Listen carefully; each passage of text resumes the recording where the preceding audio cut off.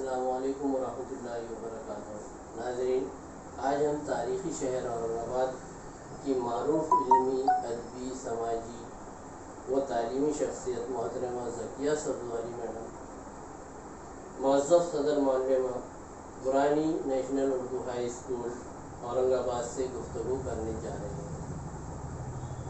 اس سے پہلے کہ یہ گفتگو شروع کی جائے، میں محترمہ ذکیہ سبزواری صاحبہ سے متعلق چند باتیں آپ کے گوشے گزار کرنا ضروری سمجھتا ہوں۔ محترمہ ذکیہ سبزواری صاحبہ ایک ماہر تعلیم بھی ہے۔ نونہالان قوم کی تعلیمی تشنگی کو دور کرنے کی خاطر آپ ہمہ وقت فکر مند رہتی ہیں۔ شاید اسی فکر مندی کا ہی نتیجہ ہے کہ آپ نے اپنی ملازمت سے سبکدوشی کے بعد تعلیمی سرگرمیوں میں حصہ لینا نہیں چھوڑا، بلکہ خود اپنا ایک ایسا تعلیمی ادارہ عالیہ اردو ہائی اسکول کے نام سے شروع کیا جس میں نونہالان قوم کا اعلیٰ اور معیاری تعلیمی انتظام موجود ہے، اور اس اسکول نے بہت ہی کم عرصے میں شہر اورنگ آباد میں ایک نمایاں مقام حاصل کیا ہے۔ چلیے اب ہم محترمہ ذکیہ سبزواری صاحبہ سے گفتگو شروع کرتے ہیں۔ السلام علیکم ورحمۃ اللہ وبرکاتہ۔ وعلیکم السلام ورحمۃ اللہ وبرکاتہ۔ میڈم، سب سے پہلے تو آپ اپنے متعلق بتائیے، آپ کی تعلیمی لیاقت وغیرہ۔ میں نے کیمسٹری سے ایم ایس سی کیا ہے سن 1974 میں۔ جی۔ اس کے بعد پھر میں نے بی ایڈ کیا 75 میں، اور 1976 میں نے اپنا ایم ایڈ کمپلیٹ کیا، مکمل کیا۔ اپنے خاندانی پس منظر سے متعلق کچھ معلومات؟ ہمارے والد صاحب طبیب تھے یونانی دواخانے میں، اور ان کے ٹرانسفر ہوتے رہتے تھے، تو ہم نے کبھی کبھی بہت چھوٹے چھوٹے مقامات پر بھی تعلیم حاصل کی ہے، اور جب آخری وقت ریٹائرمنٹ پہ یہاں اورنگ آباد آئے تو پھر یہیں کے ہو رہے۔ اب آخری میٹرک اور میٹرک کے بعد کی پوری تعلیم میری یہاں اورنگ آباد میں ہی ہوئی ہے۔ مطلب یہ کہ ابتدائی تعلیم آپ کے الگ الگ مقامات پر؟ بہت چھوٹے مقامات پر بھی ہوئی ہے، دیہاتی علاقے؟ جی، دیہاتی علاقے۔ آپ ایک سائنس اسٹوڈنٹ ہونے کے باوجود بھی آپ نے پیشے تدریس کو ہی کیوں سلیکٹ کیا؟ مطلب کہ آپ سائنس میں بھی اپنی خدمات انجام دے کر بہت کچھ کر سکتے تھے، اس کی کچھ وجہ؟ دیکھیے، ایک تو مجھے بچوں کو پڑھانا پہلے سے ہی بہت پسند تھا۔ جی۔ دوسرے، جب ہم 74 میں دیکھتے ہیں جی۔ تو ہمیں نظر آتا ہے کہ لڑکیاں اتنا زیادہ فارورڈ نہیں تھی، فارورڈ ہی لفظ کہا جائے گا، جہاں پر جو ہے تعلیمی نسواں کا نظم بھی نہیں ہوگا، مطلب یا کم ہوگا؟ وہ تو بالکل نہیں تھا، اس وقت تو بالکل نہیں تھا، مکس تعلیم ہی تھی۔ تو اس حساب سے مجھے یہ زیادہ بہتر لگا کہ میں کالج میں بھی جاب نہیں کرنا چاہتی تھی، حالانکہ اس زمانے میں ایم ایس سی کے بعد ہی کالج میں جاب مل جاتی تھی۔ پھر میں بی ایڈ کا بہت زور ہوا اس وقت، 11 12 شروع ہو رہے تھے، تو ہم نے سوچا کہ چلو بی ایڈ کر لیتے ہیں، دیکھتے ہیں۔ بچوں کو پڑھانا مقصد ہمیشہ رہا۔ تو پھر بی ایڈ کرنے کے بعد مجھے میرے جو ایم ایس سی کے سہیلیاں وغیرہ تھے، انہوں نے تھوڑا سا مذاق اڑایا کہ کیا پوسٹ گریجویشن کر کے گریجویشن کر رہی ہو۔ تو تب میں نے کہا اس میں کوئی بڑی بات نہیں ہے، میں اس میں بھی پوسٹ گریجویشن کر لیتی ہوں۔ میں نے فوراً ایم ایڈ جوائن کیا، اور الحمدللہ اسی سال ایم ایڈ پاس ہو گئی۔ دوران ملازمت کوئی ایسا واقعہ جسے آپ فراموش نہیں کر سکتے؟ ویسے تو بہت سارے واقعات ہیں چھوٹے موٹے، لیکن یہ ایک واقعہ جو مجھے لگتا ہے کہ بہت اہم ہے۔ اردو میڈیم میں بورڈ میں ٹاپ بچے آتے ہی نہیں تھے، اور پہلی مرتبہ برہانی نیشنل ہائی اسکول سے ایک لڑکی شمامہ جو تھی، وہ बोर्ड में टॉप किया उसने, जी तो वो एक हमारे लिए बेइंतहा खुशी की बात थी। उसमें बोर्ड में हमें बुलाया भी गया था, पेरेंट्स को भी बुलाया गया था, एचएम्स को भी बुलाया गया था। तो वहाँ जाने के बाद एहसास हुआ कि वाकई कोई एक चीज़ थी जो उर्दू मीडियम कहीं मिस कर रहा था। जी तो और अल्हम्दुलिल्लाह वो बच्ची आज एमडी कर चुकी है। तो बहुत ही एक अच्छा पीरियड गुजरा, बहुत अच्छा वक्त गुजरा, वो लेकिन एक ऐसी यादगार और जहन में नक्श हो गई। जी हाँ, एक ऐसा काम जो अभी तक हुआ ही नहीं था। जी हाँ, वो हुआ, शुरुआत होगी जी शुरुआत किया। उसके बाद तो फिर दूसरे बच्चे तलबा भी जो उर्दू मीडियम के वो फर्स्ट नहीं आए, दूसरे बहुत सारे रैंक्स पर थे। हमारे पास खुद 10वें रैंक पर आए, 20वें 22वें रैंक पर आए। फर्स्ट उर्दू मीडियम से कोई नहीं आया था। ये हमारे स्कूल से एक बच्ची शुरुआत के, उसके बाद बोर्ड ने तो खत्म ही किए ना बाद में टॉप लाना। की सरगर्मियों को देखकर, नौनियालान कौम की तालीम की फिक्रमंदी को देखते हुए ऐसे बहुत से लोग हैं जो मुलाजिमत से सुबुकदोशी के बाद आपकी तालीमी सरगर्मियों की कोई वजह? इस तालीमी सरगर्मियों की वजह, पहली वजह तो ये है कि मैं थकी नहीं हूँ, मेरे दौरान मुलाजिमत में थकी नहीं। तो एक वजह, मेन वजह वही रही। दूसरी, हमेशा से मुझे ये लगता था कि जो हम किसी के अंदर में काम करते थे, तो कहीं बहुत सारी जगहों पे ऐसा लगता था कि कुछ ये यहाँ जो चेंज हम लाना चाहते हैं वो हम नहीं ला पाते हैं। तो मुझे लगता था अपना एक इदारा हो जहाँ हम अपने तर्ज पर उसे चला सकें। अपने आपकी इदारे की तरक्की तरवीज से आप किस हद तक मुतमईन? काफ़ी हद तक मुतमईन हूँ।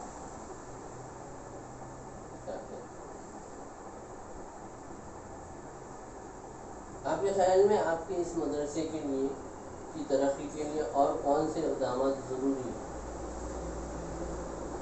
मुझे लगता है थोड़ा हमारे पास जो ढाने में सातिज़ा का जो ऑपरेशन था वो यहाँ थोड़ा कहीं कम है। एक वजह यह है कि आज क्या ज़माना है, दौर ही वैसा है, वो जज्बा अब बहुत कम रह गया है जहाँ लोग दिल से काम करते थे। आप जो काम करते हैं वो ज़्यादातर एक पेशा समझकर उसको करते हैं। तो ये चीज़ मैंने अपने यहाँ टीचर्स को भी कई बार बताई है, लेकिन पता नहीं क्या है, या सैलरीज हो सकता है उसकी एक मेन वजह हो, लेकिन मेरे ख्याल से सैलरीज अगर है तो ये नहीं होना चाहिए, क्योंकि टीचर कभी भी पैसे के लिए काम नहीं करता। ये एक ऐसा पेशा है जहाँ पर आपको डिवोशन देना है, आपका जो कुछ है वो पूरा का पूरा देना है। उसमें अगर हम थोड़ी सी भी कोताही करते हैं तो कौम के साथ का बहुत बड़ा नुकसान करते हैं। एक मौका देते हैं अल्लाह ताला आपको कि आप उस मौके का पूरा फ़ायदा उठाइए और कौम के बच्चों को आप जो दे सकते हैं, जितना दे सकते हैं उतना करना और कोशिश करना आपका काम होता है। देखिए, हो सकता है सैलरीज पूरी होने के बाद चेंजेस आए इंशाल्लाह। फिलहाल कोरोना जैसे मौजी मर्ज की वजह से पूरी दुनिया बशमूल हिंदुस्तान भी जो है बुरी तरह से परेशान है, हमारा मुल्क भी परेशान है, और दूसरी बात ये कि इस वजह से मदारिस बंद है। तो इस ताल्लुक से आप क्या कहना चाहेंगे? ये तो आफात हैं, आसमानी आफात हैं, इसको तो आपको झेलना ही है। अब सवाल ये है कि इसमें से हम क्या रास्ता निकाल सकते हैं आगे बढ़ने के लिए। यहाँ पर और तो कोई तदबीर ज़्यादा कारगर होने वाली नहीं है, क्योंकि सोशल डिस्टेंसिंग आपकी हर काम में आड़े आने वाली है। ऐसे में वालिदैन की जिम्मेदारी थोड़ी ज़्यादा बढ़ जाती जी जी, क्योंकि बच्चे पूरे दिन भर घर है। में। दिन भर वालिदैन के पास हैं, वालिदैन को ही कोशिश करना है इस वक्त कि बच्चे को किसी तरह से पढ़ाई की तरफ प्रभावित करें। जी बिल्कुल। हालांकि बहुत मुश्किल काम है। जी एक टीचर जो काम कर सकता है वो माँ बाप के बस का नहीं होता है, लेकिन जहाँ पर मजबूरी आ रही है कोई चीज़ में तो उसमें तो वहाँ करना चाहिए ही है। और आज मीडिया के इतने सारे ज़राए हो गए जी हैं, जी सोशल मीडिया, ख़ासतौर पर हमारा मोबाइल, जी सोशल नेटवर्किंग, और वहाँ पर आप बहुत कुछ हासिल कर सकते हैं। हाँ, उसी की तर्ज पर जो है कि ऑनलाइन तदरीसी अमल जारी है, पूरे हिंदुस्तान में ऑनलाइन तदरीसी अमल जारी है। तो इस तदरीसी अमल से आप किस हद तक मुतमईन हैं? कुछ न होने से होना बेहतर है, बिल्कुल जी। बस वही सब है। चीज़ better than और nothing। हाँ, और तो कुछ कह ही नहीं सकते, क्योंकि ऑनलाइन तदरीस में जाहिर है जहाँ टीचर बच्चों को कंट्रोल करके पढ़ाता है वहाँ वो चीज़ तो ख़त्म हो जाती है। वहाँ डिसिप्लिन। हाँ, अब जो भी है बच्चे में अगर शौक पैदा हो रहा है जी तो फिर इतनी मुश्किल बात नहीं है। तो ऑनलाइन टीचिंग में टीचर को ये ख्याल रखना बहुत ज़रूरी है कि बच्चे में इंटरेस्ट पैदा हो। ऑनलाइन तदरीसी फ़राइज़ अंजाम देने वाले जो असातिज़ा हैं उनके लिए आपका क्या पैगाम है? असातिज़ा ज़्यादा से ज़्यादा ऐसा अपने सबक का वीडियो बनाए जी कि बच्चे को उसमें इंटरेस्ट आए जी और बच्चा ज़्यादा इंटरेस्ट लेकर पढ़ाई की तरफ राग़िब हो, तभी जाकर ऑनलाइन टीचिंग फ़ायदेमंद है, वरना तो कोई मतलब ही नहीं आता है। अभी फ़िलहाल तो तमाम मदारिस बंद हैं और यौम असातिज़ा की तक़रीब हमारी एक बहुत अहम तक़रीब है और बहुत से मदारिस ने ऑनलाइन उसको तक़रीब को किया है। अपने पास भी अपने स्कूल में भी इस तरह की तक़रीब हुई। एक छोटा सा कोई प्रोग्राम तरतीब देकर ऑनलाइन डाला गया था, जी वो पता नहीं कितने बच्चों तक पहुंच पाया है, वो क्या है मतलब ऑनलाइन तक़रीब का इनेकाद हो। जी। जी अभी अब हम आते हैं अब नई कौमी तालीमी पॉलिसी की तरफ जिसका बहुत चर्चा हो रहा है और बहुत से माहिर तालीमात के नज़दीक सबके अपने अपने अलग अलग ख़यालात हैं। उसके बहुत से जो मसौदे में बहुत से क़वानीन हैं उसके ख़िलाफ़ भी बातें हो रही है और उसके फेवर में भी बातें हो रही है। आप नई तालीमी कौमी पॉलिसी को किस तरह से देखते हैं?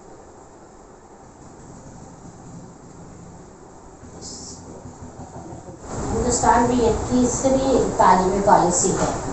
इससे कबल यहाँ 2 कौमी तालीमी पॉलिसियाँ भी तरतीब 1968 और 1986 इंदिरा गांधी और राजीव गांधी के अहद में बनाई गई थी। 1986 की पॉलिसी पर 1992 में नज़रसानी की गई थी और उस वक्त नरसिम्हा राव वजीर आज़म थे और उसके बाद अब ये तालीमी पॉलिसी आई है।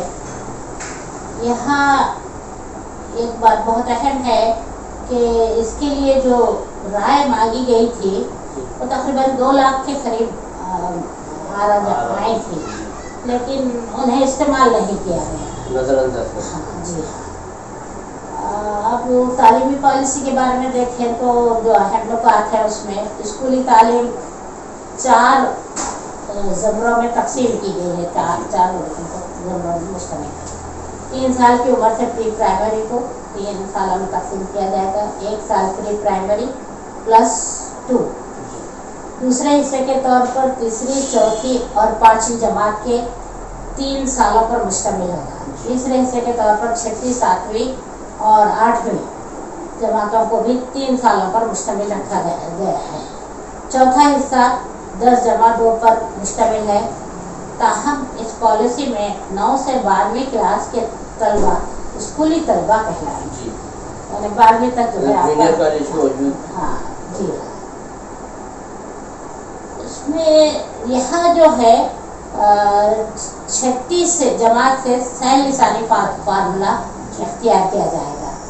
مقامی زبانوں کے علاوہ درج فعلی زبانوں میں بھی اس میں علاقائی زبان کو بھی استعمال کریں گے. سنسکرت کو بھی شامل کیا گیا ہے.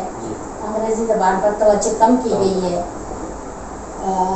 بی ایڈ میں تبدیلی لائی جا رہی ہے اور معیاری تعلیم یہاں پر زیادہ اہمیت دی جا رہی ہے.